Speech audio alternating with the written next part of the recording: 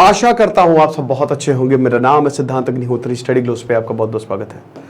आज हम बात करेंगे दोस्तों सैम मानेकशॉ की। मेरे आइडल रहे हैं सैम मानेकशॉ, मैंने इनसे बहुत कुछ सीखा है। लीडरशिप लेसन्स मैंने सैम मानेकशॉ से लिए हैं। Sam Bahadur, Sam the brave, field marshal, पहले जिनको फील्ड मार्शल का खिताब मिला भारत के इतिहास में। देखिए, यकीनन Indian army is the best और इंडियन आर्मी में ऐसे बहुत शूरवीर हैं, लेकिन वीरों के वीर सैम मानेकशॉ। अर्जुन तो भाई एक ही होता है, वो है सैम मानेकशॉ। क्या कहानी है इनकी, क्या कहानी है। मतलब आप ये समझिए कि आप इतना कुछ सीख सकते हैं। आपको लगता है कि आर्मी सिर्फ टफ होती, नहीं, सबसे ज्यादा सेंसिटिव, सबसे ज्यादा इमोशनल और सबसे ज्यादा intellectual is Indian army. Prisoners of war, जब पाकिस्तानियों को इन्होंने पकड़ा, 90,000 सैनिक का सरेंडर, इन्होंने इतना अच्छा उनको ट्रीटमेंट दिया। आप ये समझिए कि ये हमेशा बोलते थे कि देखो वो अपने देश के लिए लड़ रहा है, उसकी पर्सनली कोई दुश्मनी नहीं है। जब सैम मानेकशॉ पाकिस्तान गए तो अपनी पगड़ी उनके कदमों में रख दी। ये समझिए जो वहां के सैनिक थे कि आप जैसा आपने देखा नहीं। सैम मानेकशॉ जो कि इंदिरा गांधी को स्वीटी करके बुलाते थे, इंदिरा गांधी ने सैम मानेकशॉ से पूछा क्या तुम मेरा तख्ता पलट करने वाले हो? तो सैम मानेकशॉ ने बोला मैं इतना इनकॉम्पिटेंट नहीं हूं। पॉलिटिक्स आप जैसों के लिए ठीक है, हमारे जैसे शेरों के लिए नहीं। गजब की कहानी है सैम मानेकशॉ की। और हमारी बदकिस्मती यह है कि ये महान इंसान पद्म भूषण, पद्म विभूषण मिला, एक तो भारत रत्न नहीं मिला। 2007 में 2007 में जब इनकी मृत्यु हुई, कोई भी इनके आसपास नहीं था, कोई भी इनके पास आसपास नहीं था दोस्तों। तो ये इतना ज्यादा, मतलब समझिए कोई अटेंड करने नहीं आया। आप लोगों को भी नहीं मालूम होगा 27 जून 2008 में जब इनकी मृत्यु हुई, और इनको आपको बता दूं कि फुल एंटाइटलमेंट जब रिटायरमेंट के बाद बहुत सारी चीजें मिलती हैं, इनको पूरी मिली भी नहीं। बहुत काम किया, ताउम्र इन्होंने लोगों के लिए काम किया है। हम बात करेंगे भारत के शूरवीर सैम मानेकशॉ की। तो इनकी कहानी शुरू से करने से पहले मैं आपको बताना चाहूंगा कि हमारा जो पब्लिक स्पीकिंग और पर्सनालिटी डेवलपमेंट, ये पर्सनालिटी डेवलपमेंट का कोर्स मैंने 3 महीने पहले बनाया था। और ये जो कोर्स है ये मैंने लाइव निकाला था। इसमें मैंने 22 लेक्चर्स लिए थे, एक एक लेक्चर 1.5 से 2 घंटे का था। तो उसके बाद फिर प्राइस बढ़ गया। उस समय मैंने सिर्फ 200 रुपए का निकाला था, जिसमें 50 किताबों का रिव्यू था। बहुत सारी किताबों का हमने रिव्यू किया था। ये सब पूरा एक एक टॉपिक मैंने कवर किया था। तो ये 200 रुपए का उस समय निकाला था और बहुत बहुत बच्चे एनरोल्ड हुए। अभी बच्चे कहते सर इस पे सेल निकाल दीजिए, तो समर 25 कूपन कोड आप यूज करिए, ठीक है, आपको इसमें ऑफ मिलेगा। चलो ओके। तो सैम मानेकशॉ की बात करें अगर हम, तो इनका जन्म हुआ था अप्रैल 1914 में, 13 अप्रैल 1914। इनके जो पिताजी थे वो बहुत बड़े डॉक्टर, काफी बड़े डॉक्टर थे इनके पिताजी, हॉर्मस जी मानेकशॉ। और मतलब समझिए कि उस समय डॉक्टर होना भगवान के ही बराबर था, क्योंकि डॉक्टर्स कम थे। माताजी से मिले, इनकी जो माताजी थी, 6 बच्चे थे, सैम मानेकशॉ 5वें थे। मतलब जो इनके माता पिता के 6 बच्चे थे, सैम मानेकशॉ 5वें थे। और बहुत शैतान थे, बहुत शैतान। ह्यूमर तो इनका कमाल का था, हम सबको पता है क्या ह्यूमर था इनका। भैया जब ये पाकिस्तान गए 1973 में, तो पाकिस्तान के रिपोर्टर ने पूछा कि अगर आप पाकिस्तान में होते तो क्या होता? तो इन्होंने हंस के जवाब दिया, तो क्या ये युद्ध पाकिस्तान जीत जाता? हंस के जवाब दिया। उसमें बहुत कंट्रोवर्सी होगी, बड़ा बवाल हो गया। नेताओं ने खूब बवाल काटा। नेता खुद तो कुछ करते नहीं है, बस बैठे हैं, ऑर्डर दे रहे हैं। एक्चुअल में करते तो ये हैं, है ना, ये चीज है। तो उसके बाद भैया इनका जन्म हुआ, और बड़े शैतान, बहुत शैतान, बहुत शैतानी करते थे ये। तो शेरवुड, नैनीताल में शेरवुड है ना, ठीक है, अमिताभ बच्चन भी वहीं से, फिर बहुत बड़े बड़े जो इंडियन पर्सनालिटीज है वो वहां से पढ़े हुए हैं। इनफैक्ट शायद राहुल गांधी भी और प्रियंका गांधी भी वहीं से पढ़े हुए हैं, बहुत बड़ी पर्सनालिटीज वहां से। तो सैम मानेकशॉ भी वहीं से ही पढ़े। अब क्योंकि पिताजी डॉक्टर और बड़े जाने माने डॉक्टर, मतलब समझिए कि पूरा इनका नाम था, इंडिया में नाम था इनका। तो ये जो है वो डॉक्टरी पढ़ना चाहते थे। सैम मानेकशॉ की जो फर्स्ट चॉइस थी वो डॉक्टरी थी, और ये बोलते थे कि मुझे लंदन जाके डॉक्टरी पढ़नी है पापा। पिताजी ने बोला कोई बात नहीं बेटा, तुम 15 साल के हो जाओ और अपने जो 10th है और 12th है उसमें बढ़िया मार्क्स ले आओ, पढ़ने में बहुत brilliant. Sam Manekshaw was a genius, ठीक है। उन्होंने कहा ठीक है, तो भाई इन्होंने खूब सारे सर्टिफिकेट ले लिए, इंग्लिश में सर्टिफिकेट ले लिए, खूब बढ़िया मार्क्स लेके आ गए। लेकिन पिताजी ने बोला बेटा अभी तुम छोटे हो, 18 साल के हो जाओ फिर भेज देंगे। पिताजी से विद्रोह कर दिया, विद्रोह कर दिया। इन्होंने आर्मी विद्रोह करके ज्वाइन की थी, 1929 की बात है ये, 15 साल के थे ये। अब उसी दौरान इंडियन मिलिट्री एकेडमी आ गई थी और 1931 में फिर मिलिट्री एक मतलब कमेटी बनी और मिलिट्री होनी चाहिए, तो इसका पूरा जो है वो चलने लगा और फिर ओपन टेस्ट हुआ। अब उसमें तकरीबन 18 लोगों को चुना गया था, जिसमें सैम मानेकशॉ नंबर 1 पे थे। सबसे पहली रैंक सैम मानेकशॉ की थी। तो पिताजी को बड़ा गुस्सा आया, लेकिन बोला कि नहीं आपने मुझे डॉक्टर बनने नहीं दिया, लंदन जाने नहीं दिया, अब तो मैं आर्मी ही ज्वाइन करूंगा। और फिर जब इन्होंने आर्मी ज्वाइन की, he never ever looked back. मतलब आप समझिए कि जब सैम मानेकशॉ ने आर्मी ज्वाइन की, इनके बहुत जल्दी जल्दी प्रमोशन होते गए। 36 साल की उम्र में डीजीएमओ की लेवल पे आ गए थे ये, इतनी जल्दी प्रमोशन हुए कि मतलब क्या ही बताएं। वर्ल्ड वॉर 2 में तो दोस्तों बड़ा जबरदस्त किस्सा है, जहां पे भी इनको भेजा जाता था वहां पे झंडा गाड़ के आते थे। सरदार वल्लभ भाई पटेल से बहुत अच्छे रिश्ते थे। जब इनको भेजा गया, बर्मा से लड़ाई लड़ी इन्होंने, तो उस समय जापान ने आपको पता ही किधर अटैक किया। और क्योंकि देखिए वर्ल्ड वॉर 2 में वैसे तो भाई महात्मा गांधी ने बोला था सपोर्ट करना नहीं, बट आर्मी तो ब्रिटिश के ही अंडर है, तो सैम मानेकशॉ को जाना पड़ा। तो उस समय क्या हुआ कि इनके पेट में गोलियां लगी थी, पेट में, मतलब एक जापानी आया और पेट में गोलियां मार दी और बड़ी गंभीर रूप से घायल हुए थे सैम मानेकशॉ। लेकिन बहादुर बहुत थे, वेरी वेरी करेजियस। और उसके बाद फिर सबने हाथ खड़े कर दिए कि तो बचने वाले हैं नहीं। अच्छा, जब इनको ये हुआ तो उसी वक्त उस समय कोवेन थे, मेजर कोवेन, उन्होंने अपना तुरंत क्रॉस निकाल के इनको दे दिया। उनको लगा मर जाएंगे, तो ये इसने जो बहादुरी दिखाई, कमाल की दिखाई है। ये पीछे नहीं हटा, ये आगे आके लड़ रहा है, कमाल। मौत से डरते नहीं थे कभी सैम मानेकशॉ। तो सैम मानेकशॉ ने ये कहा, इनको जब डॉक्टर के पास ले जाया गया तो ऑस्ट्रेलियन सर्जन थे, वो इनको ट्रीट कर रहे थे। तो सैम मानेकशॉ ने बोला कि देखो यार ऐसा है, उन्होंने पूछा गोली कहां से लग गई, बोला ऐसा है किसी गधे ने मुझे लात मार दी। ये देखिए आप माइंडसेट देखिए, एक इंसान मरने की कगार पे, और वो इंसान जो है उसको सबने मना कर दिया, डॉक्टर्स ने हाथ खड़े कर लिए कि भाई नहीं ट्रीट करेंगे, बचेगा नहीं है, लेकिन जबरदस्ती इनको भर्ती करवाया गया। और वहां से वो बोल रहा है कि अरे कोई बात नहीं, होता है। हाँ सब देखिए, तो ऑस्ट्रेलियन सर्जन इतना हंसा कि भाई तुमको तो पहले बचाना पड़ेगा, तो पूरा हॉस्पिटल लगा दिया और बच गए सैम मानेकशॉ। और उसके बाद प्रमोशन पे प्रमोशन पे प्रमोशन पे प्रमोशन पे प्रमोशन होते गए इनके। याह्या खान से इन्होंने शर्त लगाई थी 1947 में, जब बंटवारा हुआ तो इनके पास भी चॉइस थी, ठीक है, लेकिन भैया भारत में रहिए, बिल्कुल जाहिर सी बात है। अच्छा, यही चॉइस इनके पिताजी के पास भी थी। जब हुआ क्या था कि 1903 के आसपास इनके पिताजी जो थे वो लाहौर जाना चाहते थे। भाई देखो उस समय तो भारत एक ही था, है ना, पंजाब था ना पूरा का पूरा ये। लेकिन उन्होंने बोला अमृतसर में ही रहेंगे, इनकी माता जी ने मतलब पत्नी ने बोला कि अमृतसर में ही रहेंगे और यहीं पे ही हम लोग लाहौर रहने तो जाने को लगा। ठीक है चलो कोई बात नहीं, लाहौर उस समय ज्यादा बड़ा था ना, तो बिजनेस और ज्यादा एक्सपैंड होता, ये चीज है। तो जो सैम मानेकशॉ थे, फिर वर्ल्ड वॉर 2 के बाद मतलब कमाल हो गया और बहुत प्रमोशन हुए, फिर बंटवारा हुआ। तो हाँ, याह्या खान की कहानी मैं बता रहा था। याह्या खान ने बोला था कि भाई मुझे अपनी बाइक दे दे, सैम मानेकशॉ की बहुत बढ़िया बाइक थी और बदले में तो मुझसे 1000 रुपए ले ले। तो सैम मानेकशॉ ने बोला ठीक है। तो बाद में बोला सैम मानेकशॉ ने, उसने मेरी बाइक तो ले, लेकिन 1000 रुपए अभी तक वापस नहीं किए मुझे, है ना, ये हिसाब किताब था। एनीवे, अब दोस्तों तेजी से इनका प्रमोशन और इनकी आर्मी में साख, मतलब आर्मी देखिए इनका ट्रीट करने का तरीका बहुत बढ़िया था। ये जो जवान होते थे ना, उनको बहुत मोटिवेट तो करते ही करते थे, साथ ही साथ मतलब उनको अलग ही लेवल पे ले जाते थे। मतलब समझिए कि लोग इनके साथ जो है वो बहुत ज्यादा काम जो है वो करना चाहते थे, ठीक है। और ही नेवर लुक्ड बैक। तो अब हुआ क्या कि भाई जब यहां पे जब 1962 में 1962 में जब युद्ध हुआ चाइना का, तो अब देखिए इतनी बड़ी बढ़ती पॉपुलैरिटी से हर कोई इंसान परेशान होता है। तो कुछ जो आर्मी के लोग थे वो भी परेशान थे और काफी सरकार भी इनको सपोर्ट कर रही थी। इसी दौरान दोस्तों 1947 की बात करें तो इनको कश्मीर भी भेजा गया था, वहां पे इन्होंने सिचुएशन संभाली। ये ऐसा नहीं है कि जब सरदार वल्लभ भाई पटेल ने बोला कि मारो चाहे पीटो चाहे जैसे भी हो, जान भी लेनी पड़े, तो सिचुएशन इन्होंने जान नहीं ली, लेकिन उसके बावजूद सिचुएशन संभाल ली थी इन्होंने। तो सरदार वल्लभ भाई पटेल ने बोला बहुत जबरदस्त इंसान हो यार तुम, हार्ट्स ऑफ टू यू।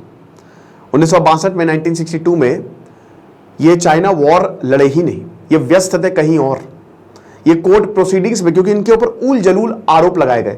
ये अपनी सर्विस से लगभग हाथ धो बैठे थे। और फिर फाइनली जब इनको बोला इन्होंने, भाई देखिए सैम मानेकशॉ की जरूरत थी। अगर सैम मानेकशॉ 1962 में ये भाग लिए होते और इंडियन गवर्नमेंट ने और आर्मी मतलब ये सब प्रोसीडिंग्स नहीं चल रही होती तो शायद नतीजा कुछ और होता। यस, लीडर्स ही जो लीडर्स होते हैं, जो प्लानिंग होती है, उसी से ही तो आप युद्ध जीतते हैं ना। बट ये हुआ नहीं। 1962 में जब सरकार को लगा कि भाई हटाओ प्रोसीडिंग, सब साइड में रखो, इनको बुलाओ पहले, इस समय चाइना युद्ध कर रहा है तो सबसे पहले इनकी जरूरत है हमको, तो इनको बुलाया गया। तो सैम मानेकशॉ बोले चलो बताओ भी सिचुएशन क्या है, क्या स्टेटस है, क्या स्थिति है, कौन सी आर्मी कहां पे है, कौन कहां पे लड़ रहा है, किस फ्रंट पे लड़ रहा है, मुझे रिपोर्ट दो। तभी जो है वो वॉर रुक गया 1962 का, और चाइना एक बहुत बड़ा एरिया ले गया। अगर ये थोड़ा पहले आ जाते तो यकीनन भारत भी एक तगड़ी, अब ये तो हम नहीं कह सकते वो जीतता नहीं जीतता, लेकिन तगड़ी पोजीशन में होता। और उसके बाद आर्मी का रीऑर्गेनाइजेशन हुआ। अब जब आर्मी का रीऑर्गेनाइजेशन हुआ तो उसमें सैम मानेकशॉ ने अपने बहुत सारे इनपुट दिए, ये होना चाहिए, वो होना चाहिए, ऐसे जवानों को ऐसे रखना चाहिए, ये हथियार चाहिए। तो उसमें अगेन बहुत बड़ी बात, तो सैम मानेकशॉ का बहुत बड़ा योगदान रीऑर्गेनाइजेशन में जो 8 साल तक चला पूरा का पूरा। फिर आ गया भैया 1971, 1971। अब 1971 की कहानी तो कमाल है। अब सैम मानेकशॉ 1971 में क्या हुआ कि भैया देखो 1970 में हम सबको पता है कि पाकिस्तान में इलेक्शंस हुए। अब जो ईस्ट पाकिस्तान, जो आज का बांग्लादेश है, उसको तो कुछ मिल नहीं रहा था। जैसे ही 1947 में बंटवारा हुआ, तुरंत उर्दू थोप दी गई उन पे और उनको सेकेंड क्लास सिटीजन्स की तरह ट्रीट किया जाता था। कभी उनको, वो देखिए पाकिस्तान में ये है कि वहां के जो पंजाबी हैं उनको बहुत अपर, वो कहते हैं ना कि फर्स्ट क्लास सिटीजन वो अपने आप को मानते हैं कि ब्रिटिशर तो चले गए लेकिन वहां के पंजाबी जो हैं वो उनको छोड़ गए, वो मतलब बाकियों को नीचा समझते हैं। तो यही हुआ और ये पाकिस्तान आज मानता भी है, तो सेकंड क्लास सिटीजन समझा।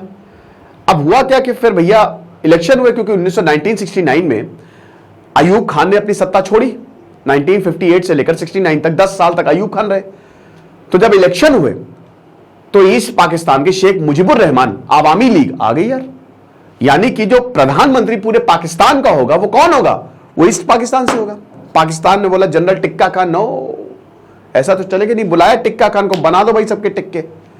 तो टिक्के खान आए 1970 में, टिक्के बनाने उन्होंने शुरू कर दिया। इतिहास में सबसे ज्यादा बलात्कार 1971 में बांग्लादेश में हुए हैं। ऐसा कोई घर नहीं था जहां पे औरत को नोचा ना गया हो, ठीक है। तो बहुत बर्बरता की थी यहां पे पाकिस्तान ने। पत्नी के सामने पति को मार रहे हैं, पति के सामने पत्नी का बलात्कार कर रहे हैं, बच्चों को छीन रहे हैं, बच्चों को मार रहे हैं, कुछ नहीं। ऑपरेशन सर्च लाइट चलाया गया, ठीक है। अभी गदर आ रही ना, क्रश इंडिया मूवमेंट, घर घर में घुस घुस के तुमने वोट दिया, धाय खत्म। मास रेप्स हुए और आर्मी को खुला छोड़ दिया था यहां पे कि जो करना है करो, तुम जो करना है करो, इतना मारो कि आगे इनकी पुश्ते याद रखे कि तुमने किसका साथ दिया था। ये अपने सपने में भी ना सोच पाए कि मतलब दोबारा ऐसी गलती करनी है, वो हाल किया। तो रेप को एज अ वेपन यूज किया और जेनोसाइड हुआ, यहां पे कत्लेआम हुआ, ठीक है। अब बहुत सारे लोग बांग्लादेश छोड़ के, ईस्ट पाकिस्तान छोड़ के आसाम आने लगे, त्रिपुरा आने लगे, मिजोरम आने लगे, एकदम से रिफ्यूजी क्राइसिस बढ़ने लगी। तो इंदिरा गांधी ने बोला अरे भाई ये क्या हो रहा है, ये तो इतने सारे लोग कहां से आ गए। तब पता चला भैया, फिर 1971 आते आते, मार्च आते आते बहुत बुरी हालत हो गई थी।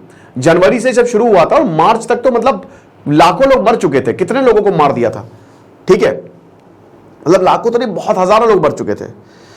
उसके बाद फिर अप्रैल में सैम मानेकशॉ को बुलाया, इंदिरा गांधी की मीटिंग की और सैम मानेकशॉ को बुलाया और बोला कि देखो, क्योंकि इंदिरा गांधी ने भी जो कहानियां थी ना सुन के उनका भी दिमाग खराब कि इतना निर्दयी, इतना बड़ा, इतना शैतान कोई कैसे हो सकता है, ठीक है।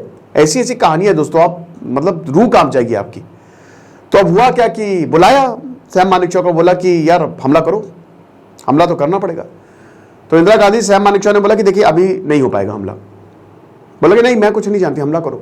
कहता हम बात समझिए, नहीं हो पाएगा। कहता हमला करो, तुमसे जो बोला वो करो। सैम मानेकशॉ बोला ठीक है, सारी सड़कें हमको दे दीजिए, सारी बिल्डिंग्स हम यूज करेंगे, रेलवेज हम यूज करेंगे, आपकी मिनिस्ट्री हम यूज करेंगे, हर जगह पूरा इमरजेंसी लगाइए, आप कोई भी बाहर ना निकले, पूरे देश पे हमारा कमांड होगा। क्यों? क्योंकि अगर आपको युद्ध जीतना है तो हमारे हिसाब से आपको चलना पड़ेगा। अभी हमारी आर्मी रीऑर्गेनाइज नहीं है, आप समझिए इस बात को। इंदिरा गांधी से बोला अगर हम अभी जाएंगे तो युद्ध मुश्किल होगा हमारे लिए, क्योंकि चाइना भी अटैक कर सकता है। साथ ही साथ ये मानसून का सीजन है, और मानसून में बांग्लादेश बहुत मुश्किल, क्योंकि हमको क्रॉस करके जाना है, तो मुश्किल होगा। अभी हम बाहर से सपोर्ट देते हैं, मुक्ति वाहिनी को आप तैयार करिए। मैं वादा करता हूं, अभी थोड़ा वक्त दीजिए, आर्मी रिऑर्गेनाइज करने का वक्त दीजिए, फिर जगह हमारी होगी, इलाका हमारा होगा, वक्त हमारा होगा, और मैं आपको यकीन दिलाता हूं कि ये जीत भी हमारी होगी। तो बस युद्ध का बिगुल बज गया। तो इंदिरा गांधी ने इस बात समझी, हालांकि उनका जो कैबिनेट था वो कह रहा था नहीं नहीं नहीं नहीं हमला करो, क्योंकि भाई पॉलिटिक्स के लिए भी बहुत, लेकिन इंदिरा गांधी एक समझदार लेडी थी और उन्होंने कहा कि ठीक है चलो मैं तुम्हारी बात मानती हूं। तो उसके बाद फिर आर्मी रीऑर्गेनाइज की सैम मानेकशॉ ने तगड़े तरीके से, और फिर रेस्ट इज हिस्ट्री। चाहता था भारत कि किसी तरीके से पाकिस्तान हम पे अटैक कर दे, ताकि हम अटैक कर सके, डायरेक्ट आप थोड़ी ना जा सकते हो। तो उसने बस आगरा और इधर पंजाब की एयरफील्ड्स में अटैक कर दिया पाकिस्तान की एयरफोर्स ने। बस 3 दिसंबर को युद्ध शुरू, 13 दिन बाद बधाई हो बांग्लादेश हुआ है। 13 दिन के अंदर अंदर, मतलब ऐसा इतिहास में पहली बार हुआ है कि जब एक देश ने, बल्कि पाकिस्तान को पूरी दुनिया का सपोर्ट था, पूरी दुनिया, अमेरिका से लेकर हर किसी का, लेकिन 13 दिन के अंदर अंदर, आप समझिए 13 दिन के अंदर अंदर पूरा युद्ध खत्म कर दिया। और उनके पास हथियार भी, क्योंकि अमेरिका ने सारे अत्याधुनिक हथियार दिए थे, लेकिन स्ट्रैटेजी ऐसी थी। नेवी का SM नंदा ने तो कमाल का काम किया था, और इस बार इंदिरा गांधी से बोल दिया था देखिए सुनिए नेवी को दूर मत रखिएगा इस बार। तो उसके बाद ये हम सबको पता है किस तरीके से पाकिस्तान ने, है ना, किस तरीके से जनरल कियानी ने जो है वो सरेंडर पे हस्ताक्षर किए। 90,000 यानी कि पूरी पाकिस्तानी सेना ने सरेंडर कर दिया 16 दिसंबर को। और जब पूरी पाकिस्तानी सेना ने सरेंडर किया, मतलब समझिए कि उस समय पूरा पाकिस्तान हमारे पास था, क्योंकि सेना ही खत्म, तो कौन लड़ेगा उनकी तरफ से। तो अगर हम अटैक करते तो उस समय पाकिस्तान बंटवारा खत्म हो सकता था, मतलब पाकिस्तान हमारे पास आ जाता लिटरली। अब जब प्रिजनर्स ऑफ वॉर, ये भी अच्छा, एक 60,000 prisoners of Japanese world war 2 में भी जब जापान ने सरेंडर किया तो 60,000 प्रिजनर्स ऑफ वॉर थे। तो हमेशा सैम मानेकशॉ का एक चीज बोलनी थी कि इंसानों को इंसानों की तरह ही ट्रीट करो। वो प्रिजनर है, इसका मतलब ये नहीं कि वो इंसान नहीं है, वो अब देश के लिए लड़ रहे हैं, लेकिन अब उनके राइट्स है। पाकिस्तानियों को इन्होंने बहुत अच्छे से ट्रीटमेंट दिया, जितने भी सोल्जर्स थे, क्योंकि आपके भी राइट्स हैं। आज कोई पाकिस्तानी करेगा ऐसा? नहीं करेगा, लेकिन इन्होंने बात समझी, और इसी वजह से ये महान है ना। ताकत का अंदाजा, अगर आपके पास ताकत है तो उसका सही इस्तेमाल सिर्फ महान करते हैं। कि मेरे पास ताकत है, गलत इस्तेमाल इसका नहीं होना चाहिए, मैं तब यूज करूंगा। आज हर किसी के पास न्यूक्लियर वेपन क्यों है? क्योंकि वो डिफेंस में है। न्यूक्लियर वेपन होने चाहिए, डिफेंस में होनी चाहिए। सेना आपकी तगड़ी है, डिफेंस में है, ताकि हम पे कोई हमला ना कर दे। तो सैम मानेकशॉ ने इतना अच्छा सबके साथ ट्रीटमेंट किया कि सब इनके कायल हो गए कि अरे वाह क्या बात है। तो जब पाकिस्तान गए तो पैर वैर छुए इनके, अपनी टोपी इनके चरणों पे रख दी कि आपने जो सर हमारे साथ किया था ना बहुत बढ़िया हुआ। फिर शिमला एग्रीमेंट हुआ, हम सबको पता है, उसमें पूरी आर्मी जो है वो वापस कर दी, और पूरी की पूरी आर्मी जो है वापस पाकिस्तान को चली गई। इंदिरा गांधी को नहीं पता था कि जुल्फिकार अली भुट्टो इतना बड़ा धोखा देंगे उनको। फिर हमारे देखिए 90,000 लोग बहुत होते हैं, फिर उनको पालना पोसना ये बहुत दिक्कत हमारे लिए भी हो रही थी कि भाई कहाँ इनका, निकलो अब तुम जाओ, ये हिसाब किताब हुआ। अब उसके बाद फिर क्या हुआ कि बहुत ज्यादा देखिए, अब फिर इनको फील्ड मार्शल, पद्म विभूषण, ये सारी चीजें दी। लेकिन मैंने बताया था ना कि वो स्टेटमेंट जो इनका था कि अगर पाकिस्तान होता, क्योंकि देखिए अब ये डर था ना कि कहीं आर्मी तख्ता पलट ना करते। तो इंदिरा गांधी ने बोला, चाय पी रहे थे सैम मानेकशॉ, इंदिरा गांधी ने बोला कि मेरे यहाँ चाय पी लो। इंदिरा गांधी ने, सैम मानेकशॉ ने बोला अरे मैं नहीं आने वाला। इंदिरा गांधी बोला नहीं तुमको आना पड़ेगा। तो इंदिरा गए सैम मानेकशॉ। अब उस समय इमरजेंसी बस लगने ही वाली थी 1973 का। तो बोला कि क्या तुम तख्ता पलट तो नहीं करोगे? तो इन्होंने बोला कि क्या मैं आपको इतना इनकॉम्पिटेंट लगता हूँ?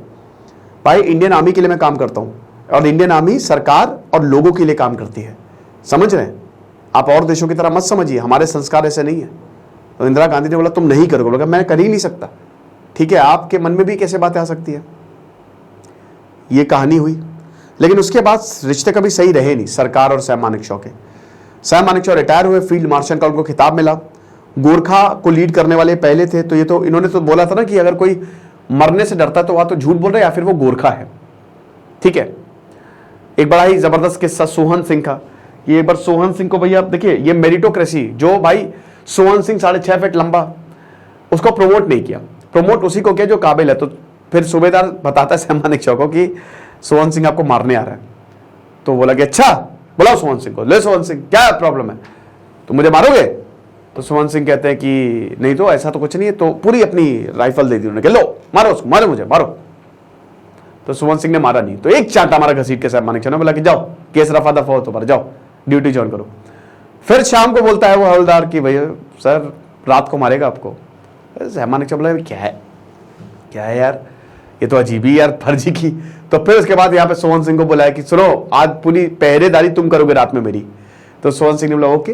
तो कुछ नहीं हुआ और सुमन सिंह बाद में अगले दिन चाय वाय सब लेके आया। तो साहब मानिक बोलते हैं कि देखिए डर लगा मुझे, ऐसा नहीं है, हर इंसान को डर लगता है, उस समय मुझे भी डर लगा, लेकिन यही तो चीज है ना कि जब आप डर को पार पा लेते हो वही तो असली लीडर का उदय होता है। बहुत पंचुअल थे, वक्त को सबसे ज्यादा तवज्जो देते थे, पंचुअलिटी इनके रग रग में थी, एक टाइम बोल दिया तो बोल दिया। लेकिन फिर पॉलिटिक्स सही नहीं रही, इनको प्रॉपर अलाउंस भी नहीं मिले। हालांकि इन्होंने ताउम्र लोगों के लिए काम किया, तमिलनाडु में इन्होंने बहुत सारी चैरिटीज खोली, लोगों के लिए काम किया, ठीक है, काफी ऑर्फनेज स्कूल्स में काम किया, मतलब एजुकेशन सिस्टम, तो बहुत ऐसे काम किए जो लोगों के लिए थे। मतलब ही नेवर लुक्ड बैक, वो आगे ही बढ़ते गए, किसी का सपोर्ट हो ना हो, लोगों का सपोर्ट है, ठीक है। बट 2008 में जब इनकी मृत्यु हुई ना, तो कोई भी नहीं गया था, ना कोई प्रधानमंत्री गया, ना कोई प्रेसिडेंट गया, कोई, नो वन वाज देयर। और ये हमारे लिए शर्म की बात है कि एक इंसान ने, इतना बड़ा लीडर, 1971 में हम मिसालें देते हैं ना, तो सैम मानेकशॉ तो सबसे बड़े, पर उसका अंत ऐसे हुआ, ये हमारे लिए बहुत बदकिस्मती है।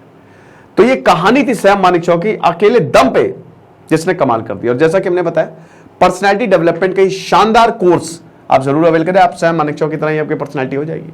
दिस इज सिद्धांत अग्निहोत्री साइनिंग ऑफ।